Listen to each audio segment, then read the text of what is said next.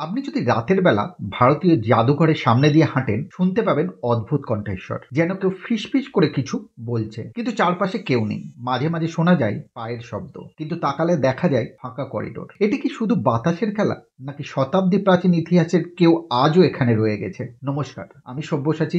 আজ আলোচনা করব ভারতীয় জাদুঘরের ইতিহাস ও রহস্যময় কাহিনী। ভারতীয় জাদুঘর, যা 1814 সালে প্রতিষ্ঠিত হয়েছিল, এটি ভারতের প্রাচীনতম এবং বৃহত্তম জাদুঘর। এখানে রয়েছে হাজার বছরের পুরনো শিল্পকলা, মমি, অস্ত্র, প্রত্নতাত্ত্বিক নিদর্শন এবং দুর্লভ জীবাশ্মের সংগ্রহ। দিনের বেলা এটি ইতিহাস প্রেমীদের জন্য এক আকর্ষণীয় স্থান হলেও রাতের বেলায় জাদুঘরটি যেন এক রহস্যময় ভূতের প্রাসাদে পরিণত হয়। অনেক কর্মী ও নিরাপত্তা রক্ষী জানিয়েছেন রাতে তারা এখানে অদ্ভুত শব্দ শুনেছেন, কখনো মৃদু হাসির আওয়াজ, কখনো ভারী পায়ের শব্দ। কিছু দর্শনার্থী দাবি করেন তারা মমির গ্যালারির কাছে অনুভব করেছেন এক অদৃশ্য ছায়া। বিশেষ করে মিশরীয় মমির কক্ষে গেলে মনে হয় কেউ যেন আপনাকে দেখছে। কিছু কর্মচারী বলেছেন তারা কাঁচের শোকেসের ভেতরে রাখা কিছু নিদর্শন অদ্ভুতভাবে নড়তে দেখেছেন। আবার অনেকেই দাবি করেন গভীর রাত্রে জাদুঘরের করিডোরে পুরনো ব্রিটিশ অফিসারদের ছায়ামূর্তি ঘুরে বেড়ায়। অনেক গবেষক মনে করেন জাদুঘরের পুরনো কাঠামো ও বাতাসের প্রবাহের কারণে এই শব্দগুলি তৈরি হতে পারে। তবে